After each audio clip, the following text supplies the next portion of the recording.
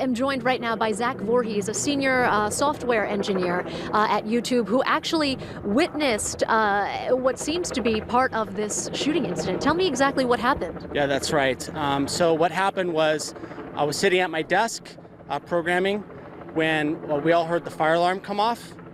So we evacuated the building. I had my skateboard. I started skating down towards the lunch courtyard area, and I heard a commotion, and I saw somebody screaming out, "Come and get me!"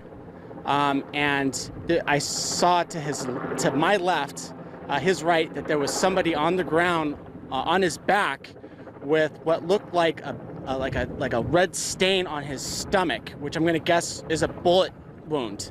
And I didn't really understand exactly what was going on until the police came through the door with an assault rifle, and then I got out of there. I ran out. I escaped through the parking structure, and I exited the building. Wow. I mean, what went through your head when you saw this? Because you see a man lying on the ground. Was there any shooter nearby? Paint me a picture of what went through your head. So what happened was that there was a guy on the ground. He had been shot, and the shooter was within 20 feet from him, and he was yelling, "Come and get me!" And I didn't understand what was going on at the time. And yeah, that was it. It was the shooter and apparently his victim within 25 feet of each other. Did you ever think that you're a little bit too close for comfort? I mean, I know you bolted out as soon as you possibly could on your skateboard.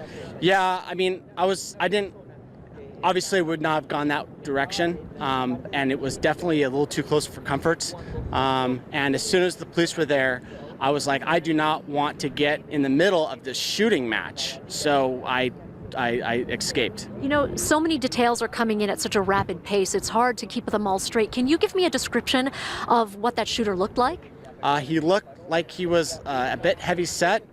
I didn't recognize him from YouTube. I would have guessed that he was 5'9", but it happened so quickly that the details are a little bit fuzzy still. I can only imagine. Did he have an accent or any clothing that would give away more of his identity? The only thing that I can remember is that he looked like he was wearing gray. Yeah. So, yeah.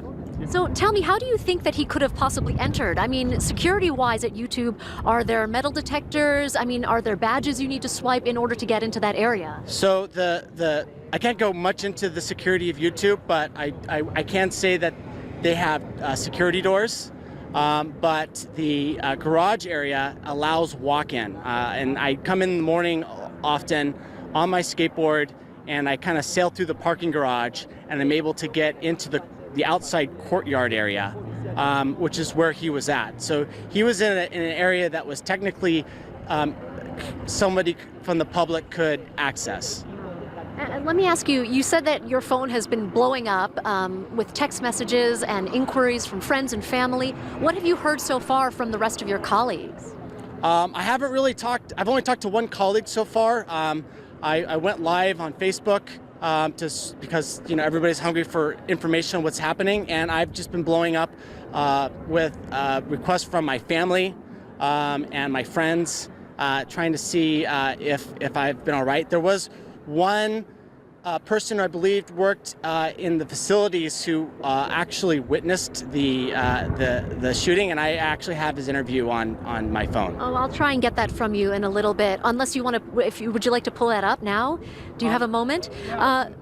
So for all of you who are just tuning in, we are in San Bruno outside the YouTube campus where I'm speaking with a senior software engineer right now, Zach Voorhees, who just escaped this active shooter situation. He saw, according to him, a body on the ground with some sort of wound to the chest and abdomen area. He escaped through the parking garage.